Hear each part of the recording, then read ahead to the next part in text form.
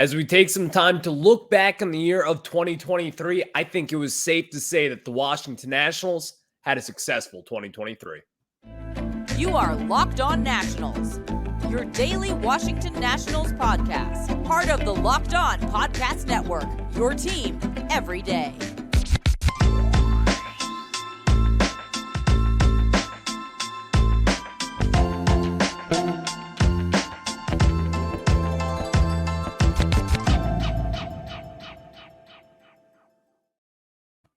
And thank you all for making Locked On Nationals your first listen every single day, as we are free and available wherever you get your podcast. I'm your host, Ryan Clary. You can catch me over on Twitter at RyanClary11 and as well as the show page at LO_Nationals. For all your latest Nationals news and notes, just make sure to search us over on Twitter. And while you're at it, subscribe to Locked On Nationals wherever you get your podcasts, including on YouTube. Again, search Locked On Nationals there. Later on in today's show, we're going to get into the biggest goal for the Washington Nationals in 2024. And hint, this is not a team goal. You could say it's an organizational goal, but still, I think it's an interesting one that I think people should subscribe to heading into 2024. And as well, it is a very realistic one, in my opinion. Then, New Year's resolutions for the year of 2024 for this Nationals team. What do we want to see? What are some of the young guys?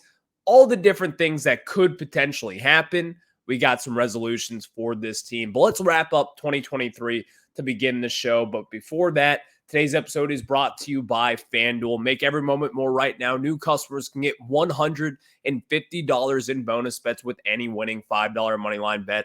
That's $150 if your team wins. Visit FanDuel.com/lockedon to get started.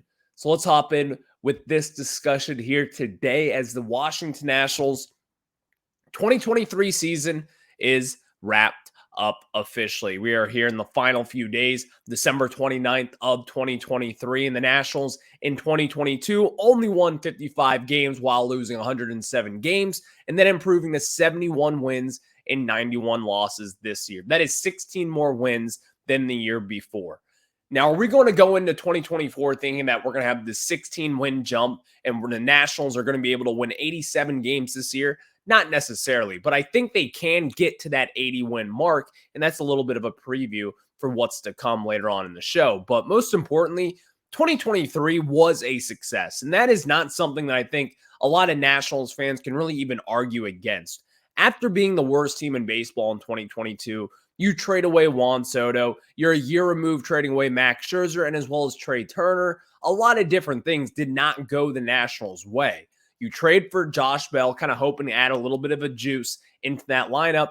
Ultimately, that never really came into fruition here. He was good, but ultimately not great and didn't really kind of teeter that Nationals lineup as much as some would have hoped to back in 2021. But this year, though, it was all about the young guys. And heading into 2024, it's going to be a lot about the young guys as well. So if you go through the Rolodex here of all the young prospects that the Nationals have, excluding the guys down in the minor leagues, you have C.J. Abrams. C.J. Abrams, he was probably one of the brightest, if not the brightest spots in all of Nationals baseball from this last year. C.J. Abrams over the summer, once he got kind of caught fire there after going up in the leadoff spot, David Martinez finally puts him up in the front, where that's probably his natural position and natural hitting lineup there.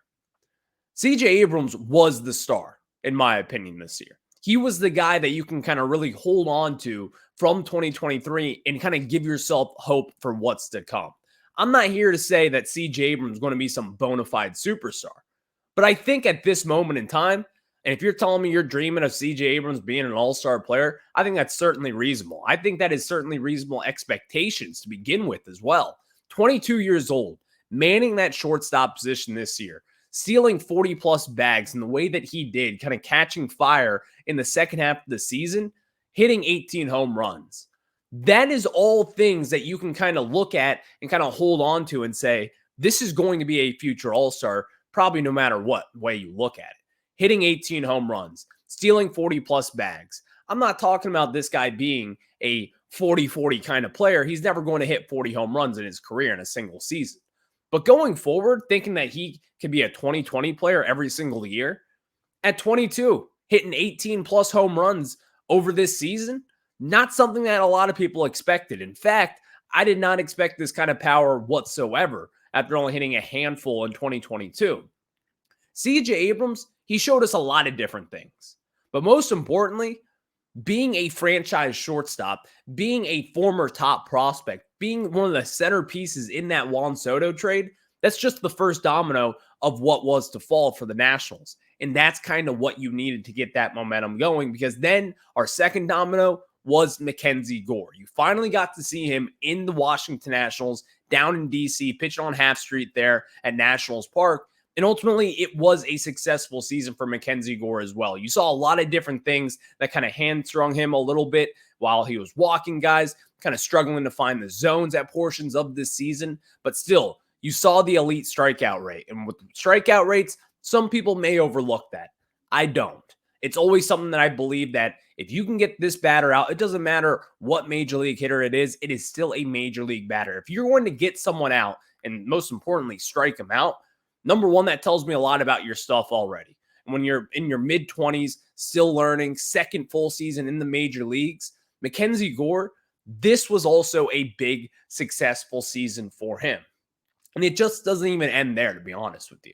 Because 2023, again, was about all these young pieces. But Mackenzie Gore and C.J. Abrams, those are the two guys you really look at after you trade away Juan Soto for guys like that. And you still have James Wood and all the other prospects that are still down in the minor leagues that are hopefully cooking as well. But the guys in the major league lineup every single day and every 5 days, for Mackenzie Gore's case, you can look at those guys and say, this is why we traded away Juan Soto, to get young pieces like this. You now potentially have your franchise shortstop that could be an all-star, that could be a 2020 candidate nearly every single year, that someone who could steal 60 plus bases in an entire season of being healthy. There's a lot of different things you can kind of grasp and hold on to here. Mackenzie Gore, there was flashes of him potentially being an ace down the line, and he's going to get better as he just kind of sets in and settles into what the Nationals want him to do. Then last but not least, Josiah Gray, making an all-star campaign this year after, let's be honest, having a very kind of bad 2022 season, leading the National League in home runs given up, leading the National League in walks over 2022, improving both those categories dramatically over the course of this season, getting an all-star vote, going into Seattle and representing the Washington Nationals there. Not many people could probably say that you were expecting an all-star kind of leap for Josiah Gray, but the Nationals did get that this year. So most importantly, was this whole season dramatically different from last year? Not necessarily. I can tell you one thing, it was a better product. You could just go out there and you didn't have to close your eyes every time you were watching this team. This was actually something that, not to say you could be proud of, you have higher expectations than that. But this is something that you can kind of hold hope for. You can kind of look at this team and understand the direction that they're going in. That is a big, mean reason why, as to why this team is going to be successful going forward and why they could continue to kind of trend upwards for what it seems at this moment. So going ahead, and we didn't even get to mention Lane Thomas here. Lane Thomas, while, again, nothing too flashy, nothing too sexy, but Lane Thomas and the improvement that he showed this year, what he did over 162 games, and yes, tell me about how it's only against left-handed pitching. You traded away this guy for John Lester, and he's giving you good to great at-bats nearly every single day, and this guy was in the all-star conversation back in June and July. Think about that for a second. When you trade him away for a 95-year-old John Lester who's completely over the hill, that is a success story in itself. And I think with Nationals fans going forward, if you want to kind of just hold on to something there, Lane Thomas is one of those figures that you can say, this guy could have something. And I think in 2023, no one was probably really expecting to say that going forward. But here we are going into 2024. You could be finding a lot of different answers here for the Washington Nationals. Thank you all for making Locked On Nats your first listen every single day, as we are free and available wherever you get your podcasts. And of course, check us out over on YouTube. Just search Locked On Nationals there. And of course, wherever you get your podcast, search Locked On Nationals there. And that is where you will find us every single day, Monday through Friday during the season. Next, we'll talk to you guys about our New Year's resolutions, as there's a lot of different things that you can kind of look at and say, this is going to be a major goal for this Nationals team. But we've narrowed it down to just a few of the main ones that you're going to want to hear. I'll tell you about those after I tell you guys about our friends over at FanDuel. And as the weather gets colder, the NFL offers stay hot on FanDuel. Right now, new customers can get $150 in bonus bets with any winning $5 moneyline bet.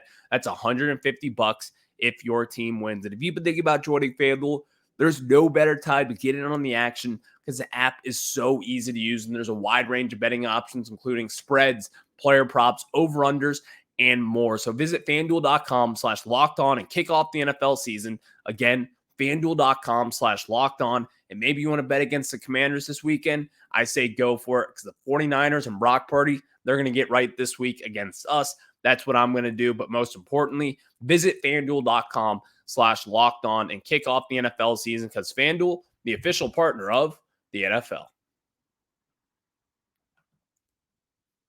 Now we get back into it as we get into some 2024 goals for this Washington Nationals team. Number one, this is not in any pecking order, by the way. This is just goals in general here.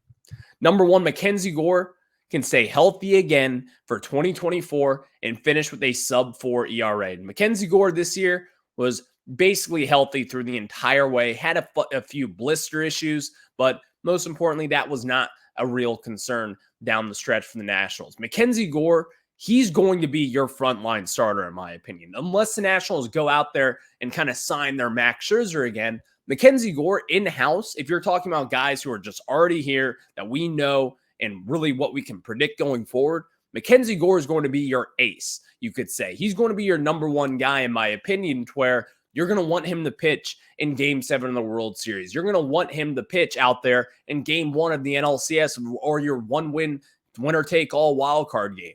You want Mackenzie Gore in those situations. So when I mean ace, I mean kind of big game pitchers. Mackenzie Gore, I think he showed a lot of that this year. He showed a lot of potential going up against big, stealthy opponents, but he never really backed down.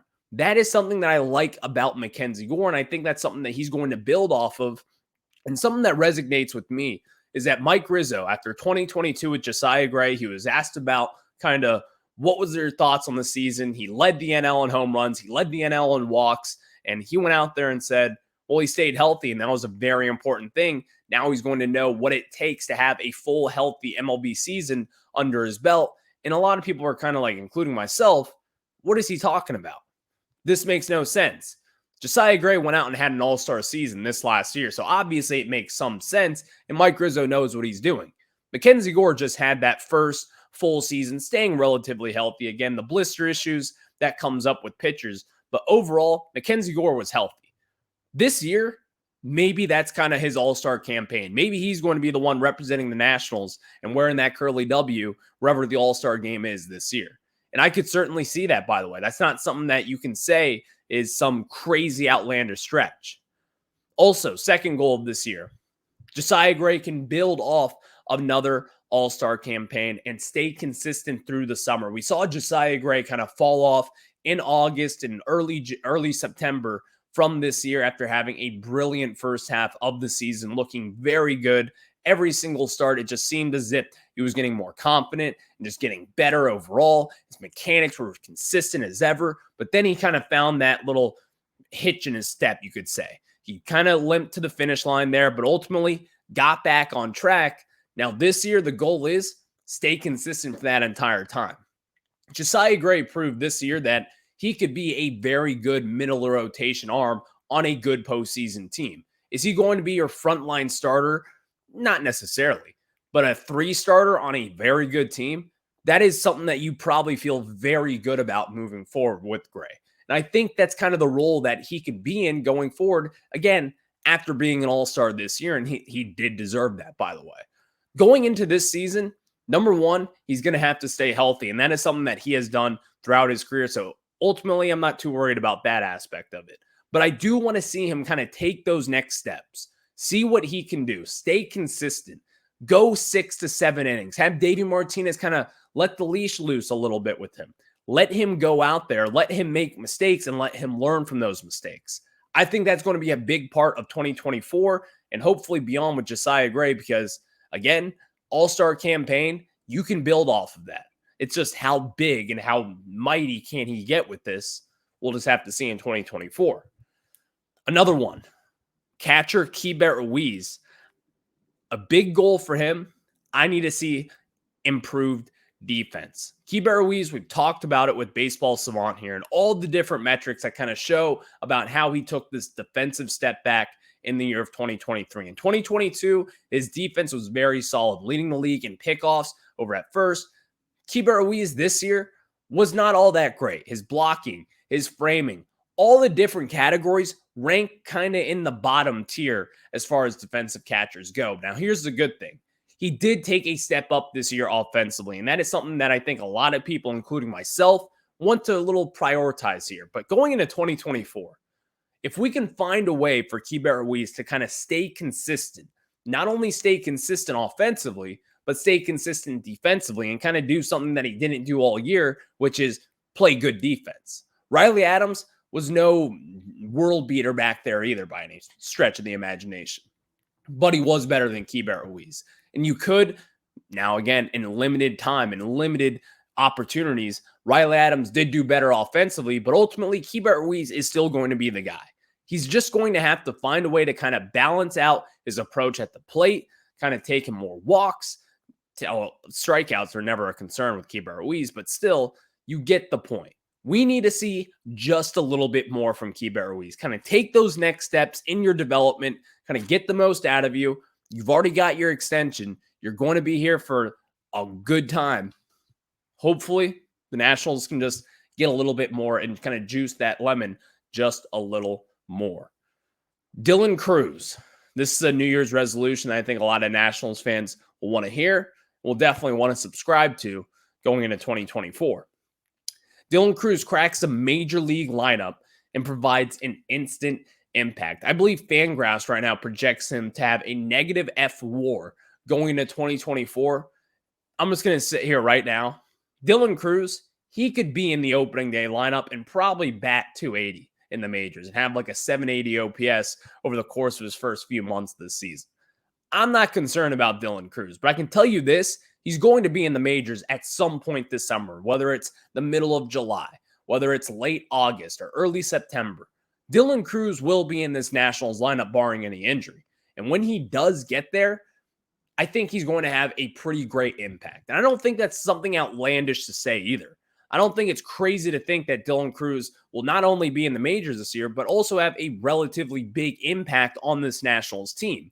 It's not going to be 2012 Bryce Harper kind of impact there. That team was a lot better. That team was ready to win right then and right there. They had a lot better pitching. They had a better bullpen, and ultimately just had a better team overall. But Dylan Cruz, in this year and kind of just thinking about it, one of the better prospects, one of the better hitting prospects to come out of the draft in quite some time is going to be in your Nationals lineup in 2024. There's going to be a big difference. It doesn't matter who's in that lineup. There's going to be a big difference when Cruz enters that lineup. And when he does, you're going to see improvements from maybe Lane Thomas, certainly C.J. Abrams, Keibert Ruiz. It's going to benefit all these guys because it's just another guy that you're going to have to kind of pitch around. And certainly Dylan Cruz, pitchers are going to pitch around him. They're not going to want him to swing away and tee off just as he did in the SEC. So once Dylan Cruz cracks the MLB lineup, it's going to have a major impact on this Nationals team.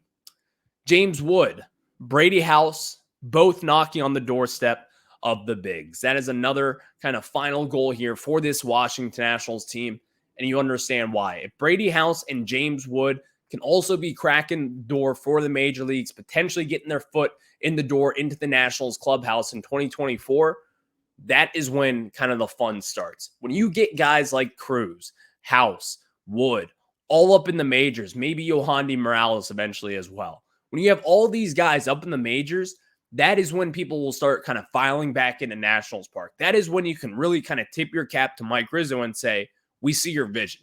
We see what we're trying to do here. And if the Nationals fans, you may not all be too happy, and that's fine. But once you get these guys, these three guys, James Wood, Dylan Cruz, and Brady House, your big three prospects, once you get them in the door, you're going to understand as to why we did what we have done over the last few years. You'll understand why we, quote unquote, tanked just for the last few years.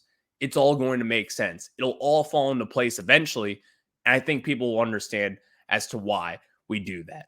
Last but not least, Cade Cavalli can bounce back from Tommy John and show promise with his fastball velocity back up in 2024. He's going to be back in the majors at some point, maybe late spring, late May, early June to mid-July. That's kind of the range that we're looking at here for Cade Cavalli. And I think right now the expectations should probably be a little bit lower than what a lot of people may be thinking, considering former first-round pick, former top prospect of this team. There's still a lot to like about Cavalli, but ultimately, you can't really just sit here and say, oh, he's going to have a huge breakout season. He's coming off Tommy John surgery. Really what the goal is for him, he's going to have to stay healthy and just show a little bit of improvement. Kind of get better every 5 days. Get better every single start. Go a little bit longer. He's going to have a pitch limit. There's going to be an innings limit on him as well. The Nationals, they're not really going to be wanting to move him up and down too much. So we'll just have to see what Cade Cavalli does.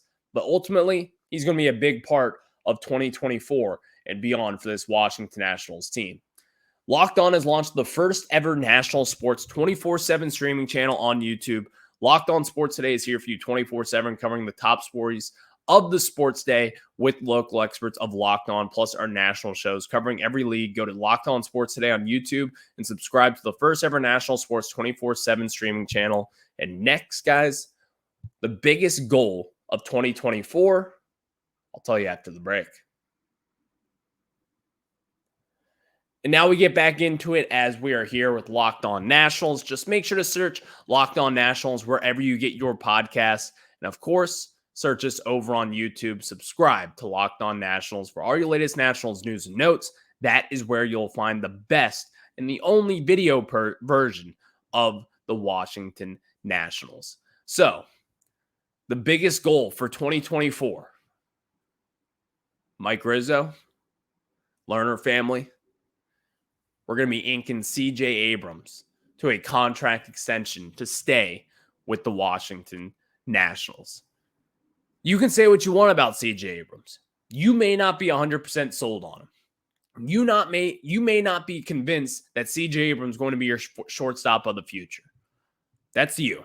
I'm convinced at this moment in time. I'm convinced that CJ Abrams is going to be that guy for the Washington Nationals. He's going to be one of those kind of franchise guys that will be on the banner on Half Street, those big banners that are covering the parking garages. His face is going to be up on there. When you talk about the Washington Nationals, his face will be on that kind of primetime ESPN Sunday Night Baseball countdown logo.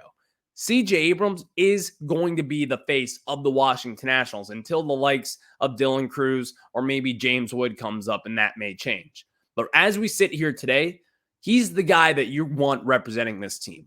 He's the guy that I think you can really kind of hang your hat on and say, this guy's going to be a stud. He really is. I truly do believe in the fact that hitting for a little bit more power than what you may anticipate and stealing a lot more bags than any of us could fathom at this moment.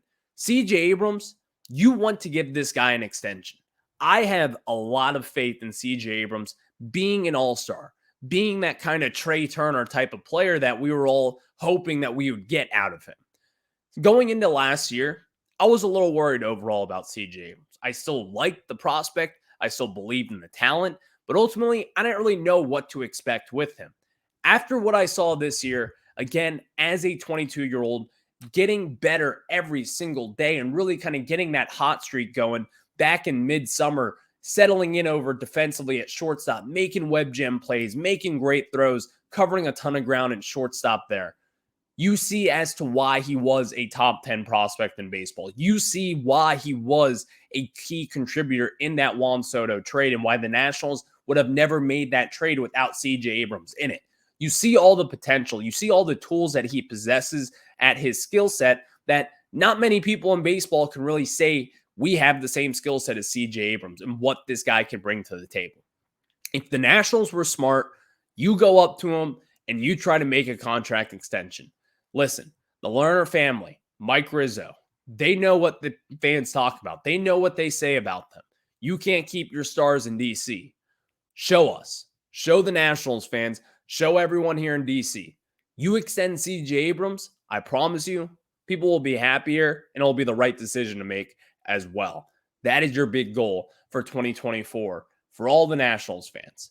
So last but not least, thank you all the listeners over the course of this season. It has been a fun one. 2023 is here to come to an end. I will talk to you guys next year. And of course, Locked On Nationals is not going anywhere. We will be here still every single day, Monday through Friday during the in-season. But of course, now we're in the off-season, so a little bit less Nationals content. But in-season, it's coming up in about next month and a half. Stay tuned for a lot more here to come on Locked On Nationals. I'll catch you guys on the flip side. I'll talk to you next year.